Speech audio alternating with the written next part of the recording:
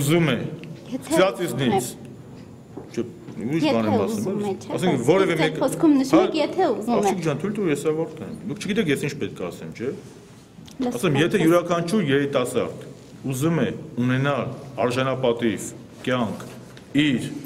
կյանքի երկրորդ կեսում, ինքը պետք է գնա այս ճանապարհով։ Ես չեմ պատկերացնում մի մարդ, որը չի ուզում, որպեսզի ունենա արժանապատիվ ծերություն։ Շնորհակալություն երկրորդ կես չի։ Բայց եթե մեր թոշակի տարիքը 65-ն է, կարող է սարքեն 40 տարեկան։ Սահմանադրական դատարանը որոշի, որ հակասահմանադրական Սահմանադրական դատարանը ինչ էլ որոշի, դա պարտադիր է բոլորիս համար։ Սա մենք, անկախ նրանից իմ կարծիքը ինչպիսին է, ձերը ինչպիսին է, դիմության ինչպիսին է, ես իմ երկրի օրինապահ քաղաքացի եմ եւ սահմանադրական դատարանի ցանկացած որոշում ինձ համար եւ բոլորիս համար պետք է լինի պարտադիր։ Խոսքը չի գնում սահմանադրական դատարանի մեկնաբանության մասին, որոշման մեկնաբանության մասին։ Խոսքը գնում է մեր քաղաքական